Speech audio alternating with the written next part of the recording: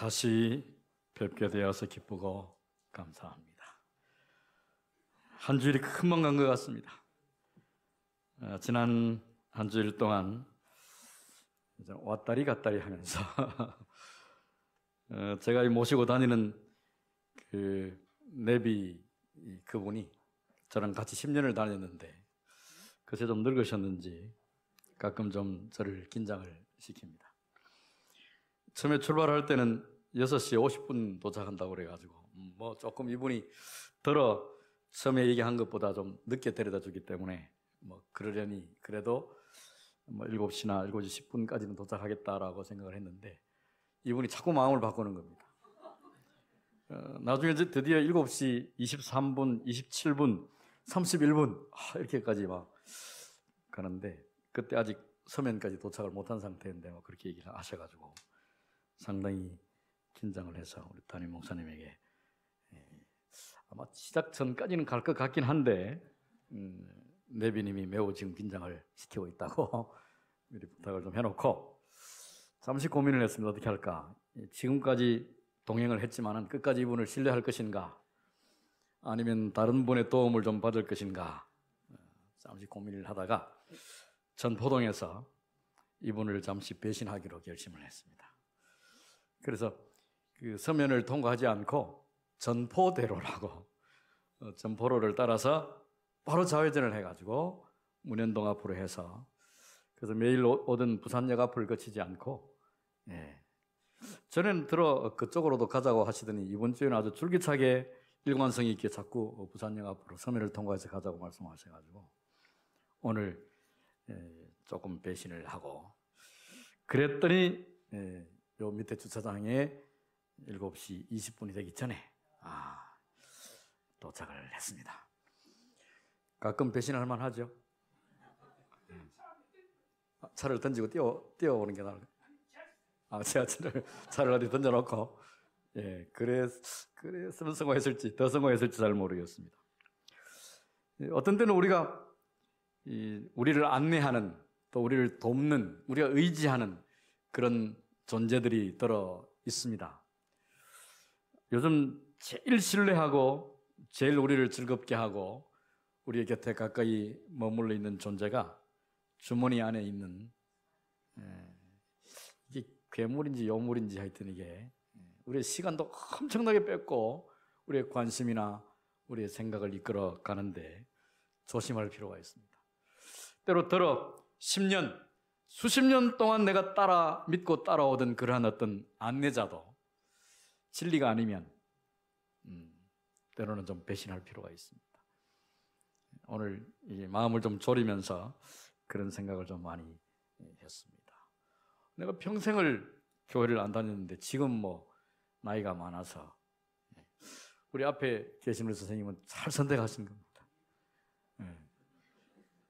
평생을 예수님 관계없이 살다가 마지막에 예수님을 믿는 것도 매우 탁월한 선택입니다.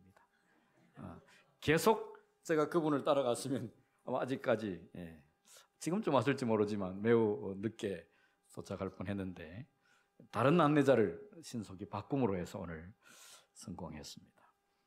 진리가 아닌 것은 때로 포기할 줄 알아야 하고 진리가 이끄는 곳은 과감하게 용감하게 따라갈 필요가 있습니다. 하나님께서 우리를 도우셔서 마침내 우리의 삶의 마지막 그 순간에 우리의 호흡이 멈추기 직전에 주님 앞에 여전히 머물러 있게 되기를 주님 앞에 도달하게 되기를 간절히 바랍니다. 그 인생이 성공한 인생입니다. 그 전에 그 과정에는 때는 우리가 지치고 힘들고 넘어지고 눈물이 우리 앞을 가릴지라도 마지막에 이기면 승리자가 되는 것입니다. 하나님은 결코 마지막만 승리하도록 우리를 버려두지 않으실 것입니다.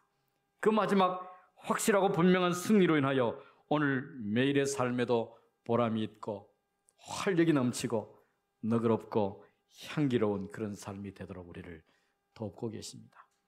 하나님은 우리를 구원하셔서 마침내 하늘에 있을 백성으로 찍어 주셨을 뿐만 아니라 오늘 현재의 삶도 더욱 아름답게 바꾸어 주시고 덮어 주시고 이끌어 주시고 지켜 주시는 분이 바로 우리가 믿는 하나님입니다. 나중에 죽은 다음에요, 하늘에 간 다음에 그때 아니고 지금 예수 안에서 조금 더 멋지고 향기로운 삶을, 주님은 그걸 원하십니다. 어쩌면 더 바라시는 것은 나중에 우리를 데리고 하늘에 가서 영원히 사는 것, 이것이 가장 중요하긴 하지만 지금 하나님이 오늘 이 땅을 살아가는 동안에, 그리 길지 않은 우리 인생을 사는 동안에도 보람되고 기쁨 넘치는 그런 삶을 살기를 간절히 바라셔서 하나님은 우리의 운명을 구원하실 뿐만 아니라 우리의 삶을, 우리의 생애를, 우리의 태도를, 우리의 살아가는 걸음걸이를, 우리의 살아가는 그 삶의 기간을 구원해 주셨습니다. 나중에 우리가 하늘에 갈 거는 이미 딱 따놨으니까 너무 걱정하지 마시고 지금 내가 어떻게 살 것인가를 하나님 앞에 끊임없이 구하고 도움을 간구하며 살아가는 것입니다. 자, 여기 말씀을 보겠습니다. 다 함께 봉독합니다. 만일, 시작. 만일 누가 죄를 범하여도 아버지 앞에서 우리에게 대언자가 있으니 곧 의로우신 예수 그리스도시라. 아멘. 죄를 지었는데 대언해주는 사람이 있다. 이 사람을 뭐라고 부를까요? 중보자. 중보자는 우리 교회에서 부르는 이름이고, 만약에 밖에 법정에 죄를 지어서 혹은 경찰서에나 법정에 갔을 때 나를 대신해서 이야기해주는, 법을 잘 알고 말하는 재주도 있고, 법이 머리에 꽉 차 있는데 말을 또 잘 못하면 이것도 잘 안 돼요. 말은 잘하는데 머리에 든 게 없어도 잘 안 되고, 머리에 법률이 꽉 차 있고 아주 말을 조리 있게 적절하게 잘 하는 탁월한 그 사람 뭐라고 그래? 변호사. 어릴 때 제 어머니가 제가 말을 좀 잘한다고 너는 커서 변호사가 되라 이렇게 하셨는데 변호사가 안 되고 목회자가 됐습니다. 잘했습니까? 저희 교회에, 지금 동네 교회에 변호사님이 한 분 계시니까 혹시 법적으로 도움이 필요하시면 연락을 하시면 됩니다. 우 변호사님이라고. 요즘 보니까 유튜브도 하십니다. 상속 전문 변호사. 물론 상속만 하는 건 아닌데 상속 전문, 그래서 유튜브를 짤막짤막하게 상속 관련 법에 대해서 유튜브를 하니까 또 들어보셔도 되고, 법적인 도움이 필요하시면 연락을 주시면 연락처를 살짝 드리도록 이렇게 하겠습니다. 자, 우리에게 변호사가 있다. 우리가 죄를 지었을 때, 재판을 받을 때 변호사가 있는 것하고 없는 것하고 차이가 있을까요? 없을까요? 틀림없이 있겠죠? 대통령도 변호사가 필요한가요, 안 한가요? 요즘 보니까 필요한 것 같죠? 그 전에 대통령, 우리나라 역사가 참 불행합니다. 그죠?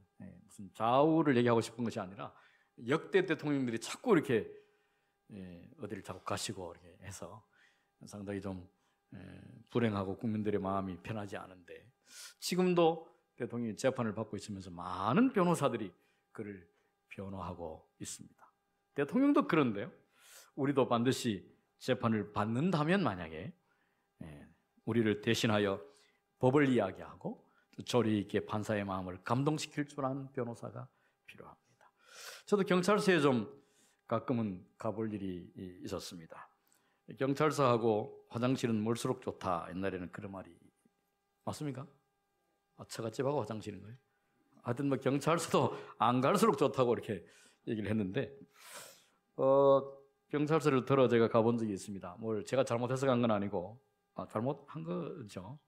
한 번은 첫 교회, 처음 발령받아간 교회가 건축법을 위반했다고 그래가지고 아주 이제 교회를 건축을 잘 하고 마쳤는데, 저는 이제 발령받아서 그 교회를 발령받았으니까 이사를 갔겠죠. 사택으로 갔는데 사실은 아직 그 건물이 완공이 되고 준공이 되지 않은, 건축이 다 끝났다고 끝나는 것이 아니라 검사를 맡고 제대로 설계대로 법대로 지어졌다고 하는 확인을 받아야 합니다.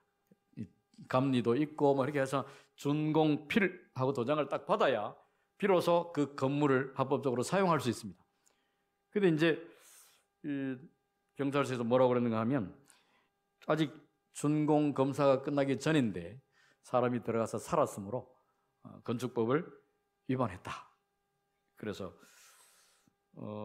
조사를 받으러 오라고 그래. 그런데 그 교회가 제 이름으로 된 게 아니니까 이제 서류상 대표를 오라고 그래라. 대표가 누가 돼 있을까요? 한국연합회장님이 그 대표가 돼 있어요. 연합회장을 명의가 된 사람 오라고 그래라. 당신은 뭔데 와가지고 자꾸 이렇게 얘기하느냐. 연합회장을 오라고 그래라. 그분은 못 오신다. 이분은 우리 전국의 대표시고 이분은 어마어마한 분이라 못 오신다. 나를 좀 조사를 하면 되지 않냐. 내가 실무자고 실무 담당자다 이렇게 하니까 지금 대통령도 잡혀가 있는데 무슨 제사장인지 합회장인지 뭐 연합회장인지 모르지만 오시라고 그래라. 아무리 얘기를 해도 안 돼요. 그래서 결국 이제 연합회장님은 못 오시고 합회에서 임원들이 차례로 세 분이 다 왔다 가셨는데 끝까지 안 되고 결국 물론 이제 뭐 연합회장님은 안 오시고 매듭이 지어지긴 했는데 벌써 한 4년 전에 벌금을 200만 원 냈습니다.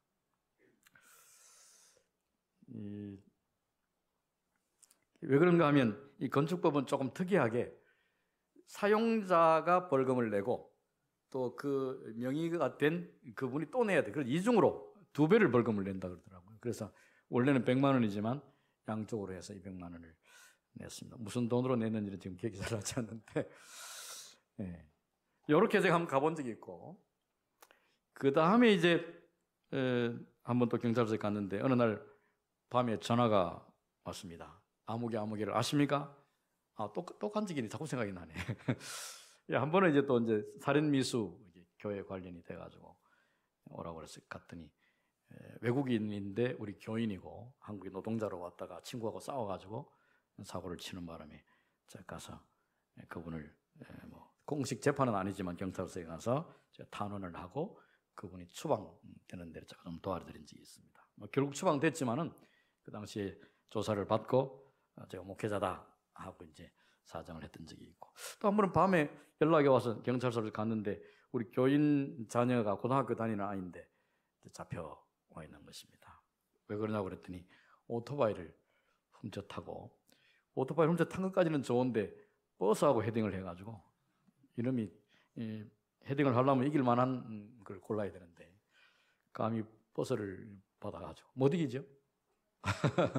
무슨 마음을 어쨌든 하여튼 버스를 박아가지고 이제 잡혀 들어온 것입니다. 조사를 해보니 아직 미성년자이고 또 오토바이도 절도했고 이 아이를 하다 보니까 저를 얘기를 했나 봐요.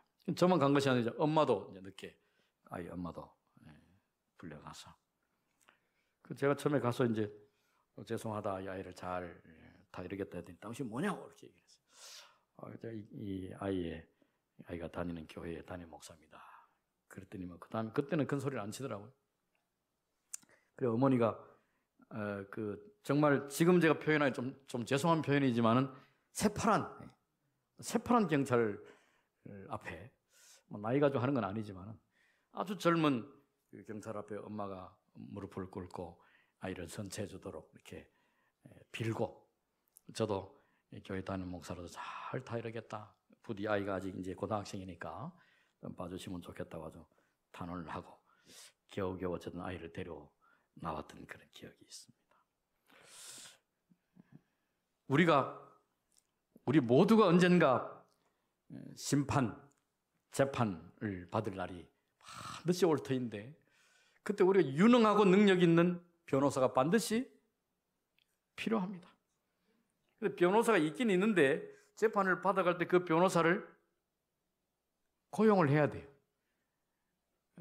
변호사가 있다고 해서 끝난 것이 아니라 그 변호사를 내 사건을 맡아서 변호해 주도록 대가를 지불하고 고용을 합니다. 그러면 그분이 이제 맡은 바 일을 열심히 해 주시죠.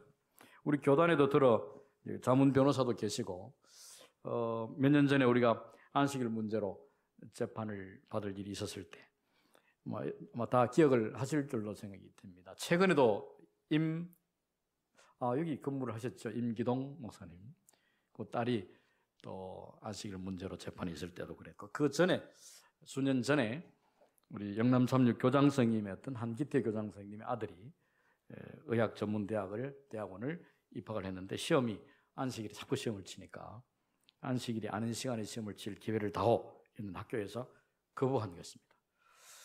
그래서 재판을 했는데 1심에서는 좀 아주 일부만 이기고 나머지를 졌기 때문에 조금 희망이 사라질 그런 순간이었는데 2심에 가서 이기고 3심에 가서 확정을 받아서 이겼습니다. 그래서 그 학생이 결국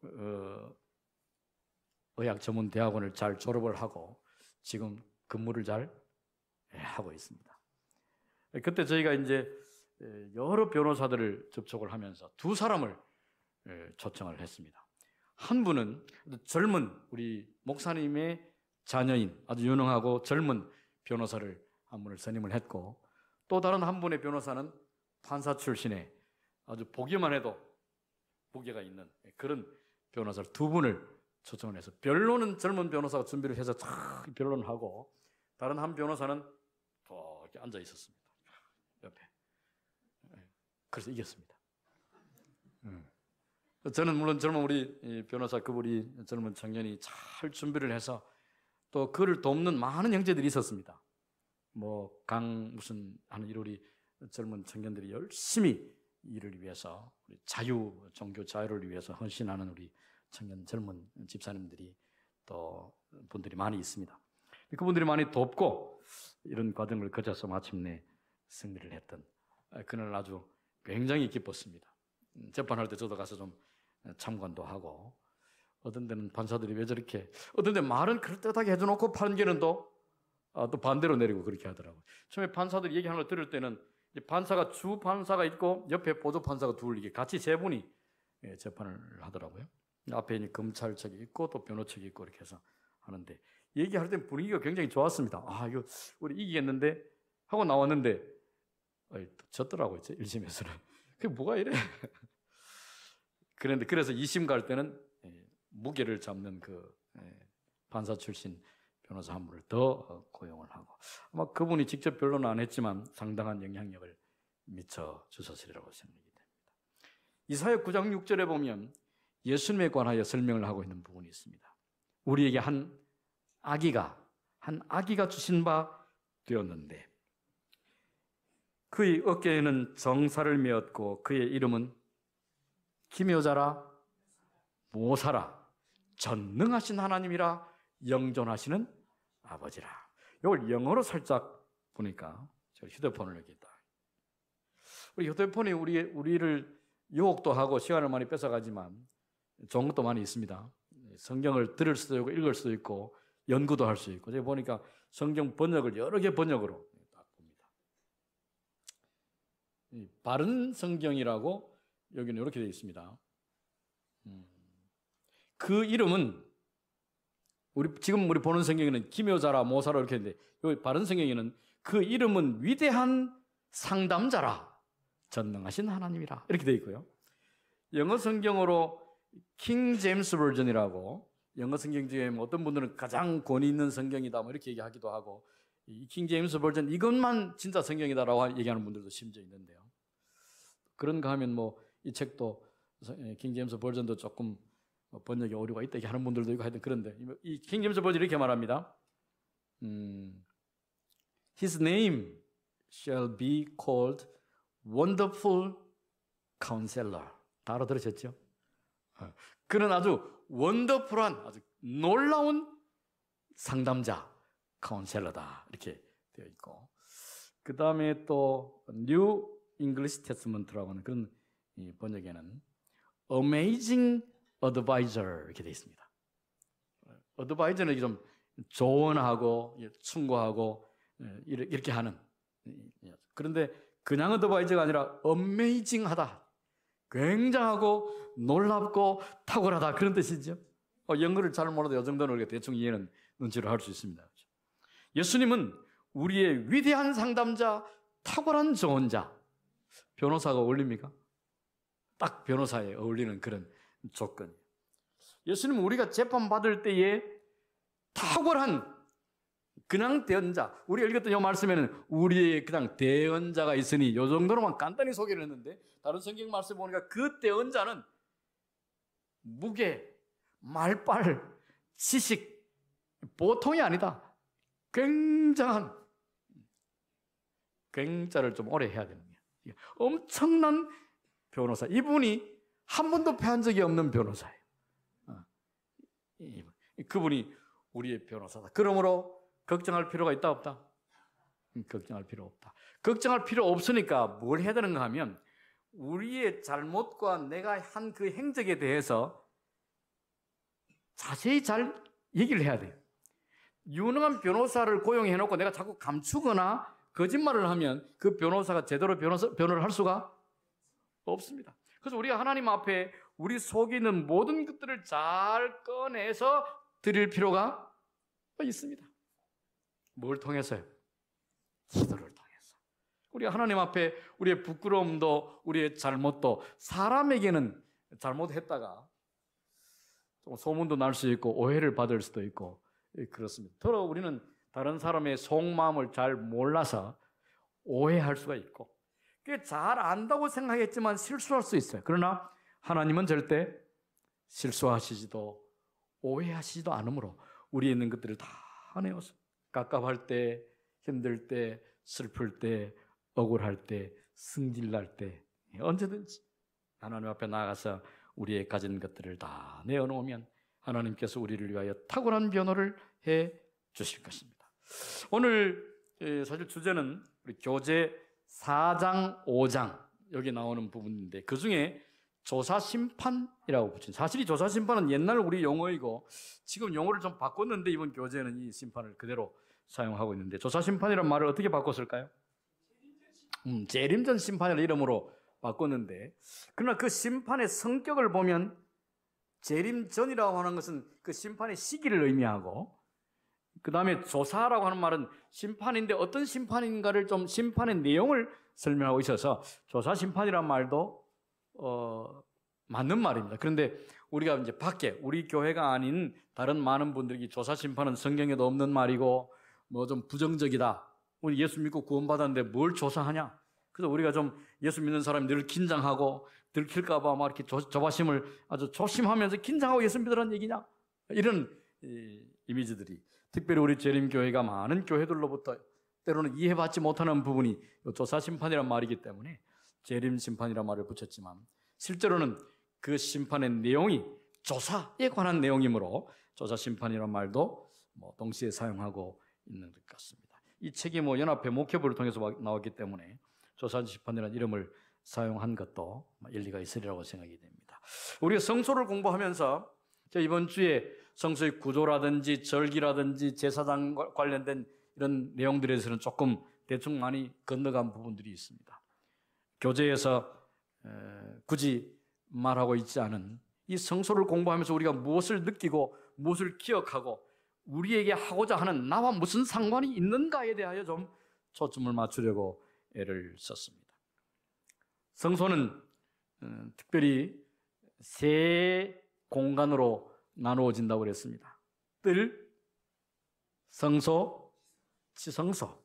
그 다음에 성소는 시대에 따라 다르다고 그랬습니다.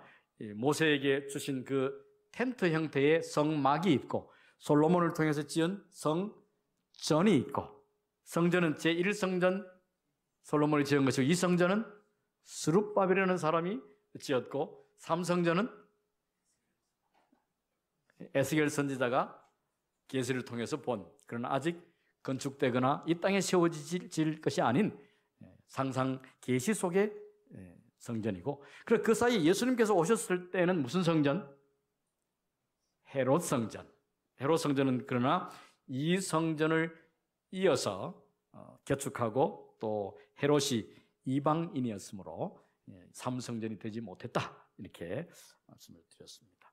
그런가 하면 모세에게 성전을 지으라고 말씀하시기 전에 에덴 동산으로부터 원시적인 성소의 개념과 성소 형태는 계속해서 있었다. 성소란 하나님을 만나는 장소이고 희생이 이루어지고 희생이 무엇 때문에? 사랑 때문에. 희생은 또 무엇 때문에? 무엇을 위하여? 용서를 위하여. 용서를 받은 그 죄인은 용서를 받은 다음에 어떻게 된다? 회복된다. 활력 넘치는 생명으로 마침내 영생으로 회복되는 것이다. 이것이 성소를 통하여 하나님께서 우리에게 주시고자 하는 기별이므로 우리는 성소를 생각할 때마다 하나님의 은혜로 거듭나고 회복되고 활력을 느끼고 생명으로 충만한 그런 은혜를 누릴 수 있습니다. 뜰에는 끊임없이 짐승들이 죽어갔고 매일매일 성소에서는 제사가 드려졌습니다. 피가 뿌려지거나 발라지거나 이런 일들이.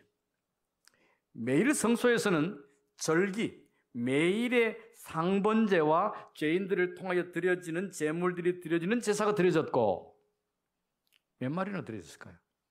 하루에. 이스라엘 백성들이 애굽에서 나올 때 몇 명쯤 됐다고 그래요? 장정 60이라서 대충 계산할 때 몇 명쯤이라고 그러던가요?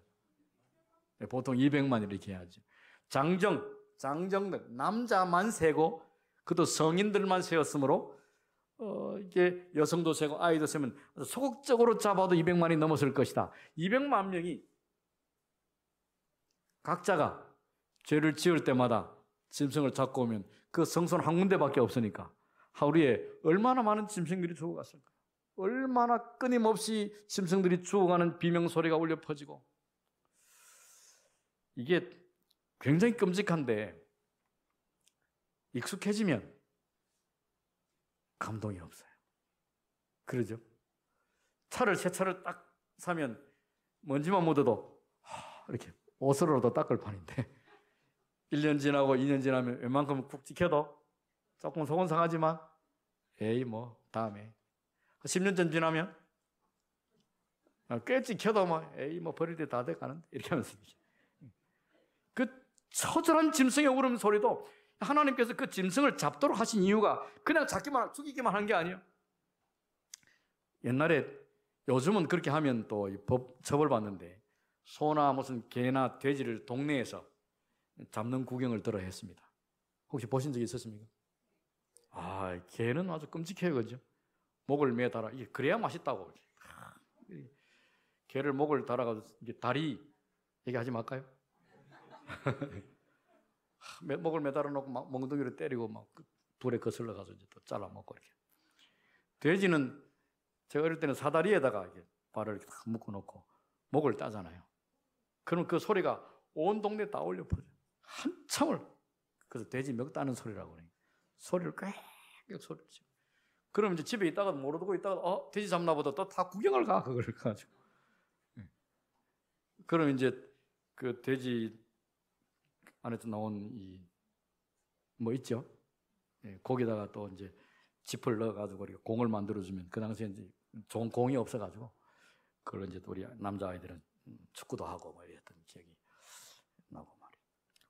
온 동네를 울리는 그런 그 울음소리가 끔찍하고 처절하지만 이게 익숙해지면 별로 감흥이 없어요. 제가 닭을 좀 한번 잡아본 적이 있는데 아주 한 동네에 그분의 이름을 얘기하면 여기 아는 분들도 계실 텐데 부산에 계시다가 결혼을 하고 신혼 때 저희 동네에 와서 사셨어요. 장로님 가정이었는데 아주 이제 저희랑 가깝게 지냈습니다. 그 집 아이들을 저희 어머니가 받기도 하고 이런 집이었는데 놀러 오라고 그랬어요. 산속 좀 시골, 저희도 아주 시골 동네인데 꼴짝 안에 살았어요. 이제 그 집에 놀러도 가고 마침 이제 그 여집사님은 누님처럼 그 남집사 그때는 집사님이셨는데 남집사님은 형님처럼 아주 친하게 지냈습니다.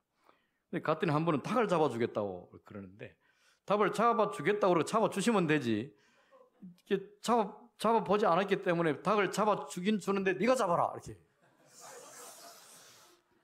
저도 닭 잡는 거 구경은 했지만 어릴 때 직접 잡아본 적이 없거든요.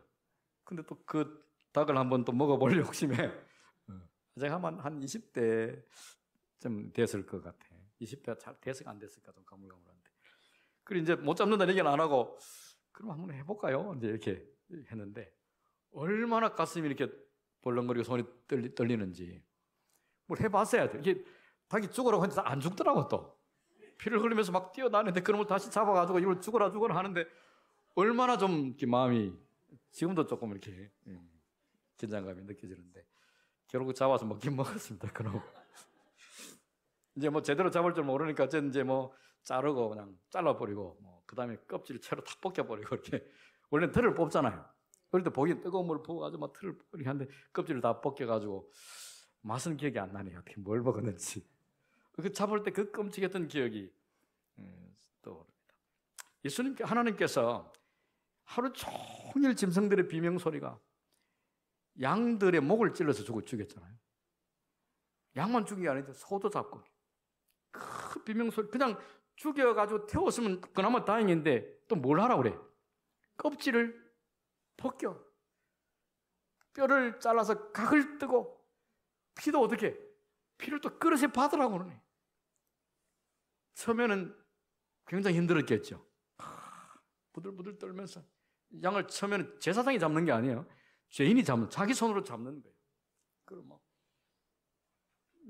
피를 받고 뭐 뜨고 하는 거는 제사장들이 하지만 양을 죽인 거는 본인들이 했습니다. 그 끔찍한 모습을 보면서 죽어가는 생명체를 보면서 우리의 죄가 얼마나 끔찍하고 처참한지를 느끼라고 하신 것인데 나중에는 이게 익숙해져가지고 하루 종일 짐승들이 죽는 소리가 들려도 이 백성들이 진을 치고 있는데 그 성소를 중심으로 사방으로 이렇게 진을 치고 있잖아요. 텐트를 쫙 치고 있는데 하나님이 구름 기둥으로 딱 이렇게 덮어주시고 불 기둥으로 데워주시고 하시다가 가자 그러면 꾸려가지고 갔다가 멈추면 또 이렇게. 나중에는 밤에는 안 했겠죠. 낮에는 계속 짐승들이 죽어가는 소리가 들리는데 아주 자장가처럼 그들이 이제 듣게 됐어. 죄 지으면 그냥 양 한 마리 갖다 주면 돼요. 우리 집에 양 많아. 갖다 줘.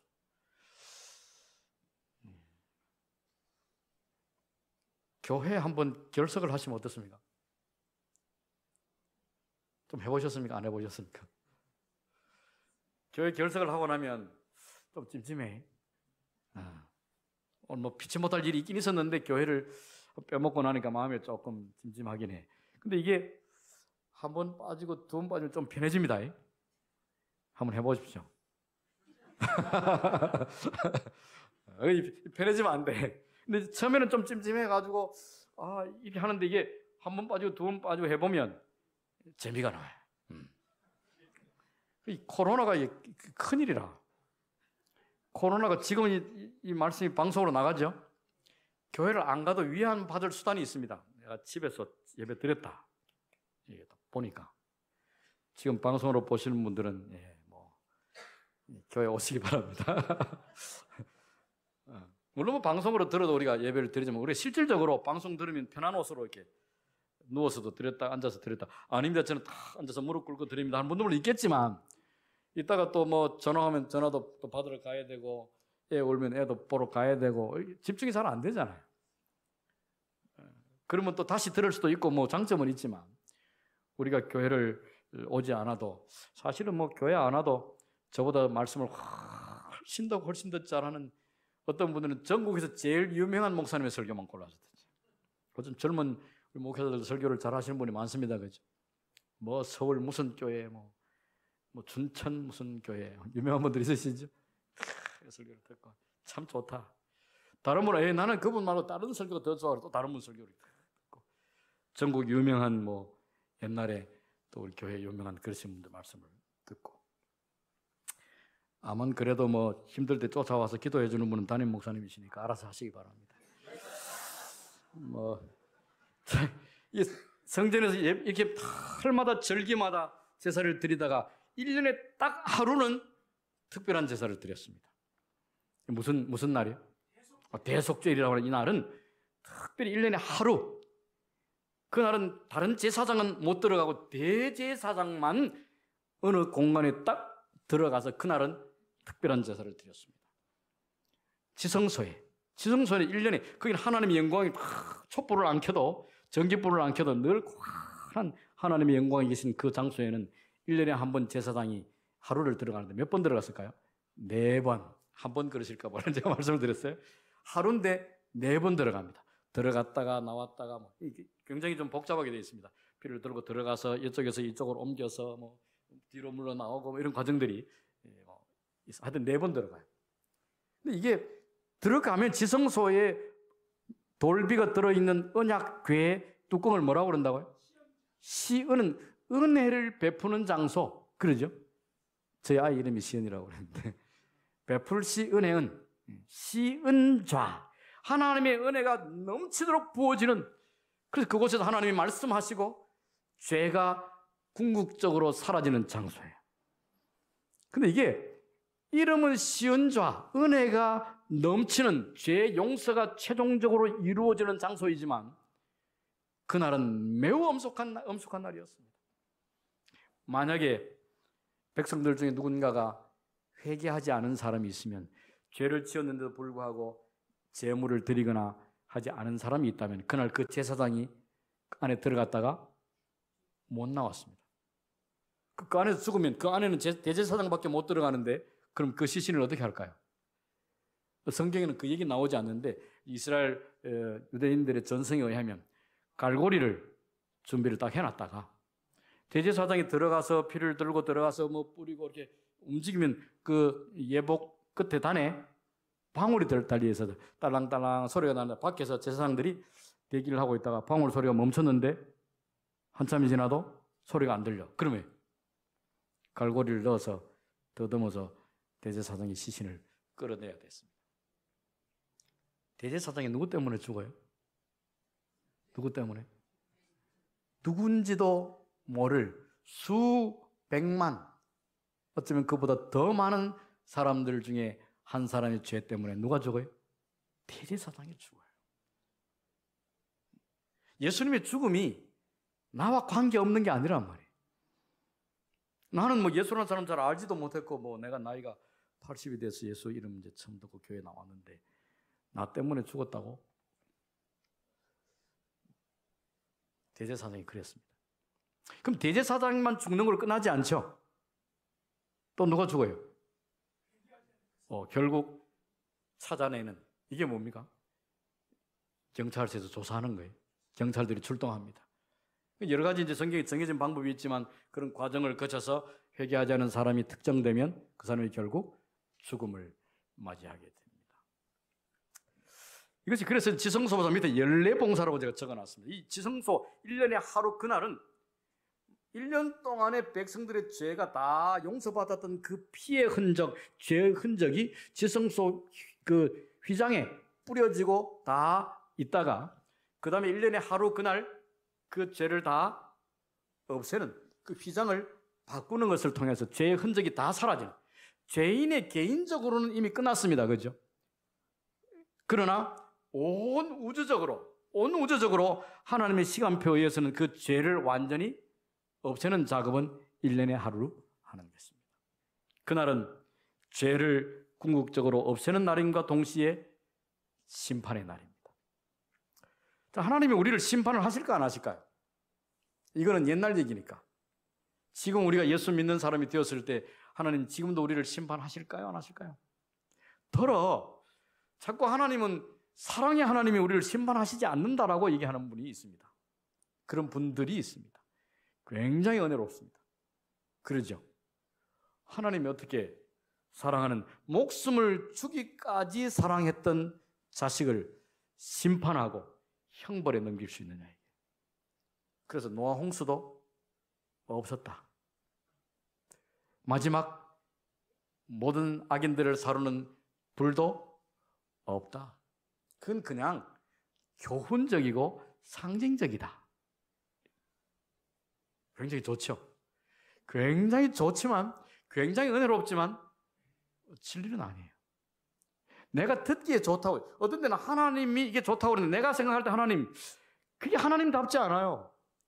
이게 훨씬 더 하나님답고 이게 훨씬 더 은혜롭지 않아요? 일리가 있어 보여요. 하나님이 들어보니까 그러네. 이렇게 하실까요? 너 잘 몰라서 그래. 근데 우리가 잘 모르면서 그것이 훨씬 더 은혜로, 하나님의 판단보다 더 앞서는 경우들이 있단 말이에요. 우리가 듣기에 좋은 것하고 참 진리하고는 다르다. 구별을 잘해야 합니다. 진리는 마침내 진짜로 좋은 것이고 지금 듣기 좋은 은혜로운 감동과 감격을 준다 할지라도 진짜가 아니면 결국은 망하는 길입니다. 하나님 우리를 심판하실까? 심판이 좋은 겁니까? 나쁜 겁니까? 이거 장로님 뭘 근거로 그러시는지 모르겠는데. 네. 이미 뭐 공부를 다 마친 분의 대답이신데. 심판을 나쁘게 생각하니까 자꾸 심판은 없다라고 말하는 거지. 우리가 조사 심판이라고 말하는 이 재림전 심판이 어디에 초점이 틀림없이 형벌과 악인들의 소멸과 벌을 주는 일도 포함되어 있습니다. 이게 아니라고 그러면 안 돼. 성경은 끊임없이 만약 이게 없다면 아담과 하와가 에덴 동산, 에덴 동산은 완벽한 곳이에요. 그런데도 죄가 있었고 아담과 하와가 죄를 지었을 때 하나님이 만약에 조사도 하지 않고 심판을 하지 않는다면 쫓아낼 이유도 대화를 나눌 필요도 없습니다. 하나님이 찾아오셨습니다. 아담아, 뭐라고 물으셨죠? 몰라서 물었을까요? 몰라서 물어요? 알면서도 물어요? 이게 조사하는 거예요. 다 알면서도 그 죄인에게 억울하지 않도록 말할 기회를 주는 것입니다. 재판은 그래요. 아무리 나쁜 죄인이라 할지라도 재판이 필요해. 억울하다 하지 않도록 확실한 증거와 논리와 법 조항을 가지고 그 죄인이 승복하도록 재판을 하는 것입니다. 에덴 동산으로부터 하나님이 오셨습니다. 어디에 있노? 이렇게 물으셨어요. 어디에 있는지 몰라서 못 찾겠다 나와라 라고 찾으시는 것이 아니고 알면서도 물으시는, 어디 있는지 그 위치를 묻는 게 아니에요. 다 보여. 머리를 박고 있지만 궁뎅이가 다 보여. 어디 있는지 알아. 어디 있느냐고 물으시는 것은 어쩌다가 너는 그런 형편이 되느냐. 영원히 행복하게 살도록 너를 지었건만 어찌하여 그런 고통 가운데 슬픔 가운데 양심의 가책 가운데 그렇게 떨고 있느냐. 아담이 숨었거든요. 부끄러웠거든요. 가진 것들을 다 잃어버렸습니다. 찬란히 빛나는 빛의 옷을 입고 있다가 그 옷을 잃어버리고 떳떳하던 그 양심에 가책이 생기고 사랑하는 아내임에도 불구하고 이런 내 뼈 중에 뼈요. 멋진 고백 아닙니까? 그래놓고 지금 뭐라 그래? 핑계대고 말이야. 나 잘못 없어요 이렇게 하고. 하나님께서 만약에 그냥 가만히 놔뒀으면 어떻게 됐을까? 사랑의 하나님이시니까 아이고 마음 아파 죽겠네. 그래도 내가 너를 어떻게 쫓아내겠냐? 어떻게 좀 잘해봐. 놔뒀다면 어떻게 됐을까요? 둘이 잘 살았을까? 아담 하와가 맨날 부부 싸움 안 했을까? 당신 조금 전에 하나님 앞에 뭐라고 그랬어? 안 했을까? 그날 밤에? 내가 뭐 틀린 말 했어? 이렇게 싸워. 맞는 말이긴 하지만 당신이 어떻게 나한테 그럴 수 있어? 그렇게 하지 않았겠어요? 왜 성질을 내? 이렇게 또 싸우고. 당신이 먼저 소리 질렀다. 이렇게 싸우고. 하나님께서 조사를 하십니다. 누가 너한테 벗었다고 알려주고 누가 너한테 그걸 먹으라고 권했느냐? 하나님이 몰라서 물어요? 몰라서 물으시는 게 아니에요. 자, 욕을 한번 보겠습니다. 이분이 18살 때 21살 된 동네 남성에게 그분이 이제 18살밖에 안 됐는데 막 강제로 이제 입을 맞추려고 이렇게 하니까 이 여성이 반항을 하다가 그 남자 혀를 깎 깨물어 버렸어요. 그 혀가 좀 이게 한 2cm 정도 잘렸습니다. 그랬더니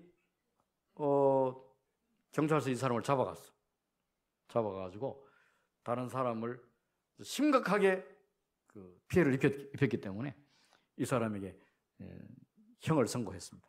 물론 이제 집행유예가 있긴 있었지만 어쨌든 유죄 선고를 받은 것입니다. 이분이 18살 때 그런 일이 있은 다음에 여기 제목이 보이십니까? 몇 년 동안 60년이 넘도록 그럼 연세가 어떻게 돼요? 거의 80이 다 돼가요. 79, 거의 80이 다 됐죠. 79세. 79세가 되도록 이분이 끊임없이 재판정에다가 뭘 해달라고 그래? 재판을 새로 해주시오. 우리 대부분의 이제 국가에서 이 재판은 3심제입니다. 재판을 한번 했는데 원고 피고가 다 승복을 하면 그냥 끝납니다. 근데 한쪽이 불복하면 항소를 하죠. 그러면 이제 2심으로 넘어갑니다. 2심에서도 둘 중에 하나가 또 나는 승복할 수 없습니다. 그러면 상고를 해요. 그럼 이제 일반 지방 법원에서 고등법원, 대법원 이렇게 해서 이제 그 단계로 올라가서 제 세 번째 재판을 했는데도 뒤집어지지 않거나 확정이 끝나면 더 이상 이제 어떻게 할 수가 없습니다. 형이 확정돼요. 확정됐을 때에 확실하게 그 판결을 뒤집을 만한 어떤 증거가 나오면 재심을 신청할 수 있습니다. 그러면 이제 형을 좀 조정을 하거나 피고가 이제 형을 받은 것을 취소를 할 수 있는데 이분이 61년 만에 재심 청구가 받아들여졌습니다. 그 결과는 못 봤습니다. 결과는 제가 못 봤는데 61년 만에 이 재심을 신청한다고 해서 받아들이지 않습니다. 정말 확실한 증거가 추가되지 않으면 안 받아줘요. 제가 전에 어떤 교회에 있을 때 연세가 한 80 정도 된 남자분인데 오직 재심, 그게 이분이 자기의 일평생을 바쳤습니다. 억울하게 자기 재산을 뺏기고 재판을 했는데 졌는데 그분이 책을 많이 썼습니다. 책 제목이 재판이 아니라 개판이다. 그런 제목을 저도 책을 그분으로부터 몇 권을 받아서 지금은 어딘가 있을 거예요. 지금 그분이 아직 생존해 계시는지 돌아가셨는지 최근에 소식을 못 들었습니다만 재판을 받는 억울하다. 그래서 이분이 계속해서 증거를 모아가지고 요청을 하는데 안 받아들여져요. 아직 이 증거는 우리가 검토해봤는데 뭐 별로 새로운 것이 없다라든지 그 증거를 믿을 만하지 않다고 하면 안 받아져요. 이분이 61년 만에 드디어 뭘 받아 다시? 재심이 뭐예요? 새로 심판을 받는 거예요. 아마도 이분은 그 재심을 통해서 재심에 확실한 증거가 있다고 해서 법원이 수용을 했기 때문에 아마도 그 판결이 이분이 뭐 장기간 뭐 복역을 한 그런 건 아닙니다. 그 집행유예에다가 짧은 몇 개월이었는지 이렇게 형을 받았어요. 그것도 나는 억울하다고 해서 죽는 날까지 이 억울함을 풀어달라고 요청을 했더니 마침내 재판이 시작되는 것입니다. 재판은 성경에 나오는 우리가 조사심판이라고 부르는 재림 전 심판이라고 부르는 이 심판도 그 초점이 악인을 처벌하는 데 있지 않다는 거예요. 우리가 하나님을 믿는 사람들이 구원받을 수밖에 없었음을 재판하는 거예요. 뭘로 구원받죠? 뭘로 구원받아요? 우리가 이제 심판을 세 국면을 볼 수 있는데 재림 전 심판, 예수님이 재림하시기 전 심판, 이건 이제 천년기라고 하는 기간을 중심으로 천년기 전, 천년 후 이렇게 세 국면으로 나누는데 하나님의 심판을 천년기는 언제 있을까요? 성경에서 들어보셨죠? 천년기간. 천년이라고 하는 딱 정해놓은 어떤 기간이 있습니다. 심판의 기간이. 예수님이 재림하시기 전일까요? 예수님 재림하신 다음일까요? 이게 우리는 당연한 걸로 생각을 하지만 그렇지 않은 분들도 있습니다. 예수님께서 재림하시기 전에 1000년 동안의 복천년이 온다. 이렇게 믿는 분들이 많이 있습니다.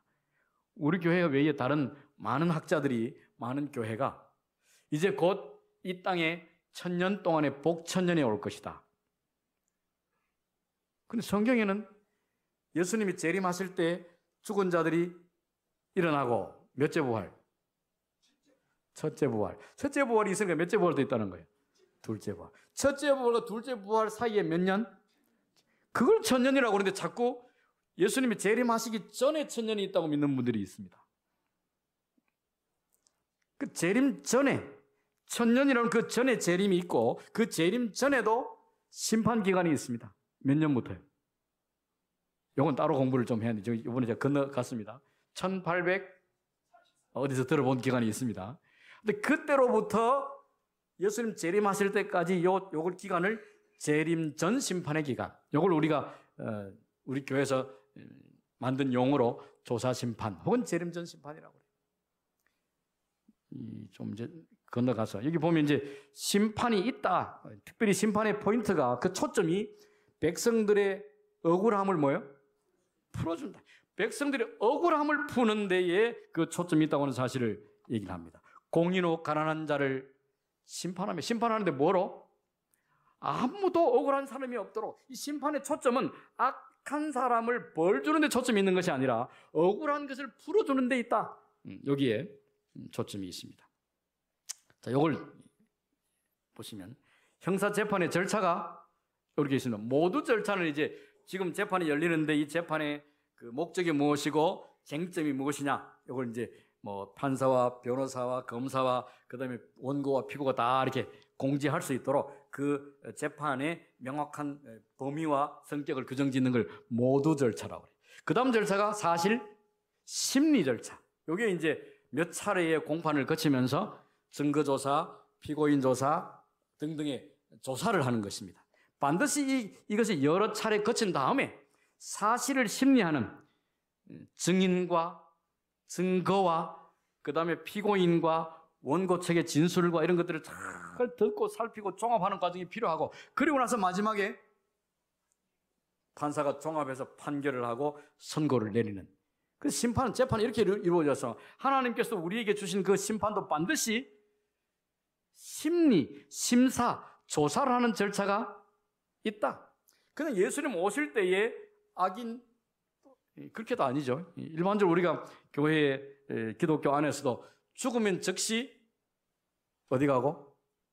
예수 천당, 불신? 끝나버린 거예요. 그럼 언제 심판하는 거죠? 심판은 이미 끝난 것입니다. 이게 마지막 3단계 심판으로 죽는 순간에 끝난다, 이렇게 가르칩니다. 그러나 성경은 결국 그렇게 말하지 않습니다. 조금만 더 살펴보겠습니다. 뭐 요한계시록 등등에도 이렇게 많이 나와 있는데요. 여기 보니까 하늘의 책들을 가지고 이제 검사나 변호사나 나름의 이제 그 재판 준비를 하지 않습니까? 준비를 해가지고 뭐 증거도 모으고 진술도 모으고 다 한 다음에 그 근거에 의해서, 증거 몇 호에 의해서, 증인 아무개에 의해서, 법률 몇 조 몇 항에 의해서 그런 책을 가지고, 여기 보니까 제일 위에 요한계시록에 무슨 책? 심판을 하는데 생명책이 있고, 그 다음에 말라기의 3장에 보니까 무슨 책? 기념책이 있고, 이사야에 보니까 죄들이 기록된 책이니까 이 책은 죄책이라고 부르는, 이런 책들을 근거로 뭐 한다고요? 심판을 한다. 그렇습니다. 요한계시록 20장에 생명책이라 죽은 자들이 자기의 행위를 따라 책들에 기록된 대로 심판을 받으니. 이 부분은 내일 기회 되면 조금 설명하겠습니다. 우리가 무엇으로 재판을 받는다고요? 생명책에 적힌 대로 죽은 자들이 자기 뭘 따라? 행위. 이 말도 상당히 좀 문제가 있는 것처럼 여겨지는 그런 성경 말씀입니다. 우리가 재판을 받을 때 믿음이 있느냐 없느냐를 보는 것이지 무슨 행위를 따라 심판하느냐, 이게 제 말입니까? 성경 말씀입니까? 성경 말씀이에요. 저나 우리 재림교회가 그렇게 얘기하는 것이 아니라 성경이 이렇게 얘기하는 것입니다. 어쨌든 재판은 있고 이런 근거에 의해서 재판을 하는 것이다, 이렇게 하는 것이고요. 자, 여기 보니까 재판과 심판의 목적이 첫 번째는 곧 진실을 밝히고 무죄한 자에게 승리를 안겨주고 악한 자를 멸하는 것도 포함되어 있다, 이렇게 말씀을 드렸습니다. 이것도 좀 건너가고요. 이것도 아까 말씀을 좀 드렸습니다. 가인과 아벨 때에도 하나님께서 가인이 아벨을 죽였을 때에 가인을 찾아와서 하나님 물으십니다. 가인, 너 동생 어디 있느냐 묻죠. 하나님이 다 보셨어요.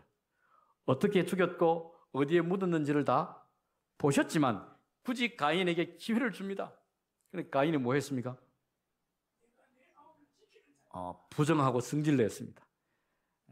그러면서 하나님께서 주신 기회를 날려버립니다. 자기 지은 죄를 취소할 수는 없지만 하나님 앞에 그 문제를 해결해 주시도록 나아가야 하는데 그 기회를 놓치고 성질을 내고 부정하고 감추기에 바빴습니다. 결국 다 압니다, 하나님께서.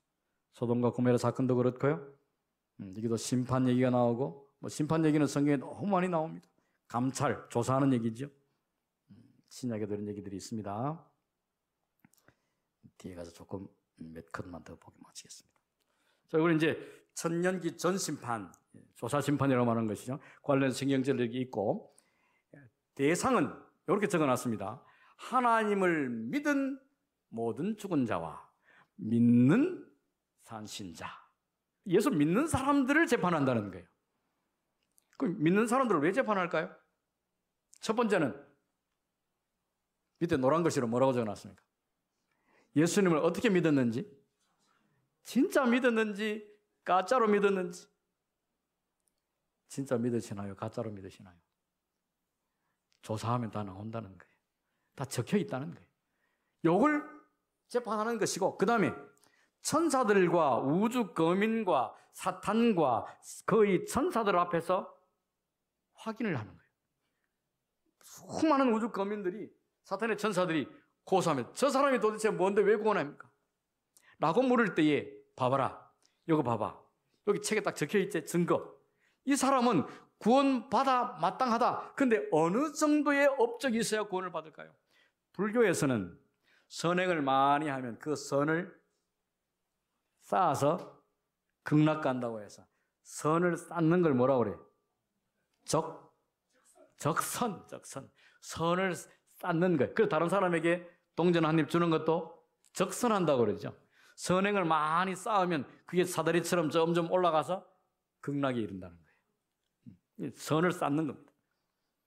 그것과, 그럼 우리가 어느 정도의 선을 쌓아서 적선을 하면 우리도 천당 갈까요? 어떨 것 같습니까? 하나님께서 이걸 딱 살피는데 이것만 얘기하면 거의 될 것 같습니다.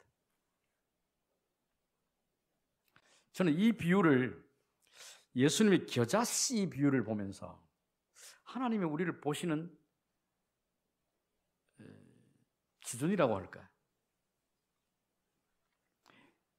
하나님 우리를 조사하실 때 어떻게 하면 이놈을, 죄를 찾아내가지고 이놈을 지옥에 보내서 천국에 못 가게 할까? 이걸 조사하실까요? 아니면 어쨌든 이 사람을 천국에 데려가고 자랑하고 아주 떳떳하게 천국에 데려갈 그 조건을 찾는 데 집중을 하실까요? 어떨 것 같습니까? 우리가 믿는 것은, 조사 심판이라고 하는 것이 우리의 죄를 낱낱이 뒤집어가지고 회개하지 않은 죄가 요만큼이라도 남아있으면 그날에 영원히 꺼지지 않는 불에 넣어가지고 뜨거라 하면서 이렇게. 저희 이모님 댁, 저희 외삼촌 댁 다 장로님이고 막 교회 열심히 다니시고 목회하는 분들도 있고 막 그래요. 저희 이모님 한 분은 조카인 저에게 예수 잘 믿으라고. 너 찜질방 가봤지? 숯가마. 거기 숯불이 뜨거워 안 뜨거워? 뜨겁죠. 가까이 가면 뜨겁죠. 멀리서는 따뜻한데. 나중에 죽어서 지옥 가면 영원히 꺼지지 않는 그 숯가마 같은 그 불 위에다가 막 집어넣어가지고 뜨거워 하면서 평생 죽지도 않고 그렇게 할 건데 너 거기 갈 거야? 그러니까 불신은 뭐예요?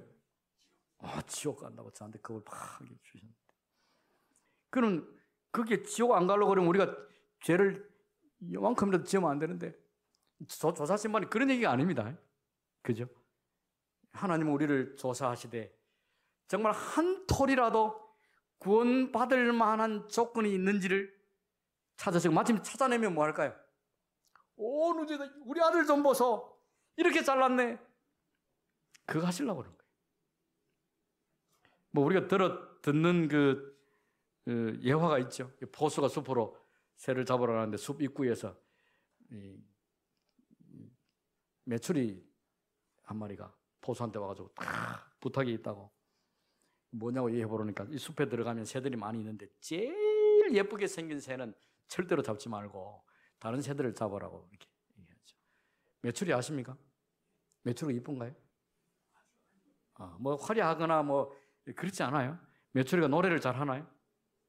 근데 메추리 엄마가 보기에는 자기 새끼가 그게 정상이에요. 그죠?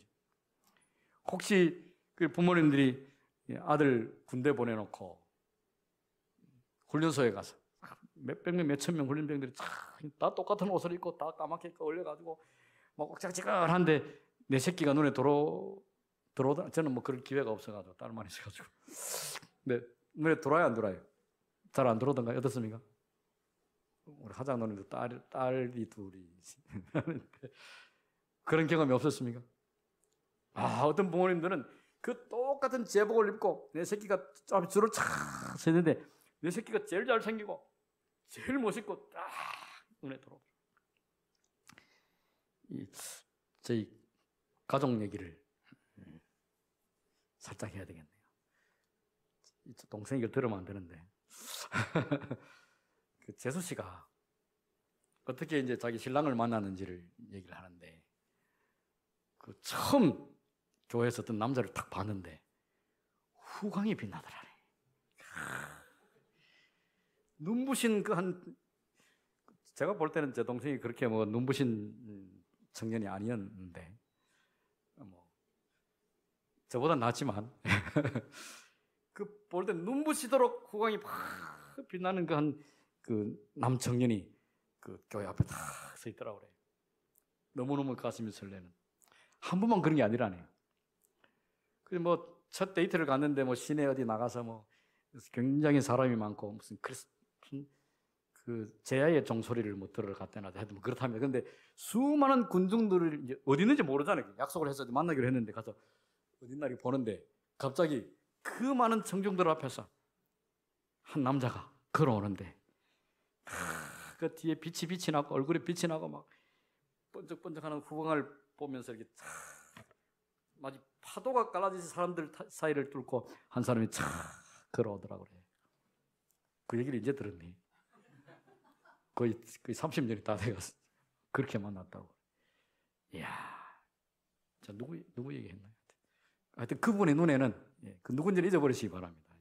그분의 눈에 그 남자가 한 총각이 그렇게 눈이 부시도록 빛나더라고요.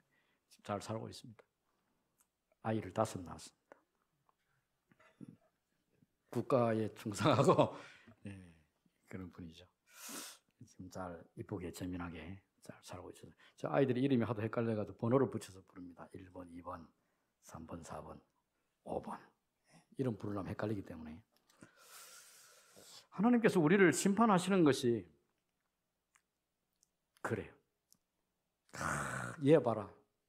우리가 조금 잘했는데 막 이만큼 겨자씨만한 믿음이 있는 사람이 나한테 기도해도 내가 그 기도 듣고 뭐 하겠다? 태산도 옮겨주겠다 그러잖아요. 겨자씨만한 믿음이 있어도 저 산을 향해서 저쪽으로 가라 그러면 산이 예 하고 가고 산이 알아서 가나요? 하나님이 기도를 들어주시겠다는 얘기.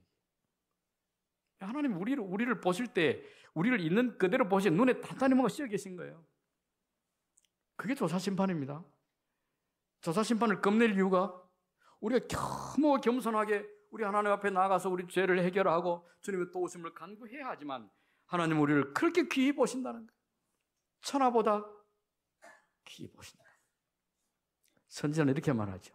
온 우주에 구원받을 사람이 딱 나 한 사람밖에 없다 할지라도 그 깊고 넓은 우주 시면을 지나서라도 나 한 사람을 위해서도 기꺼이 오셨을 것이다. 믿으십니까? 그게 조사심판이에요. 우리가 조사심판을 신경도 쓸 필요가 없습니다. 단지 예수 안에서 믿음의 삶을 기쁨으로 최선을 다해서 주님과 동행하고 주님의 도우심을 간구하며 살아가는 1000년 동안에는 이제는 구원받은 의인들이 왕 노릇하면서 뭐 노릇하면서요? 왕의 자리에 앉아서 구원받지 못한 모든 악인들이 왜 구원받지 못했는지를 심판을 하고 물론 이 목적은 셋다 결과 빨간색 뭐라고 그랬습니까? 하나님의 공의를 들은 하나님이 정말 공의롭고 아무도 한 사람도 티끌만큼도 억울함이 없도록 그 결과를 드러내실 것이고 천년이 지난 다음에는 천년 후에는 집행 심판이 마침내 있습니다. 관련 성경절도 이렇게 좀 적어놨고, 이때는 구원받지 못한 둘째 부활에 참여한 그분들이 마지막 이제 그 선고, 판결을 집행하는 형이 뭐죠? 선고된 판결이 뭡니까? 영원한 지옥입니까? 영원한 소멸입니까? 이것도 우리가 좀 성경을 보는 이해가 좀 다르죠. 꺼지지 않는 불, 영원한 불은 결코 실패하지 않는 그런 불이지. 뭐 영원히 꺼지지 않아 그 속에서 아 뜨거 하고 이렇게 천년 만년, 그 천년 만년도 아니라 100만 년도 아니고 1억 년도 아니고, 하나님이 요놈 너 100년 사는 동안에 나를 안 믿어? 만년, 100만 년, 100억 년 동안 아 뜨거 해라, 이렇게 하시는 분이 아니에요. 그죠? 우리를 영원히 소멸, 끝끝내 하나님의 은혜를 받아들이지 않은 사람들이 영원한 소멸되고 마는, 그것이 이제 최후의 심판입니다. 자, 이거 읽어볼게요. 로마서. 그러므로 시작. 그러므로 이제 그리스도 예수 안에 있는 자에게는 결코 정죄함이 없나니. 하나 더 읽겠습니다. 처음 읽은 말씀이죠. 다 함께 시작.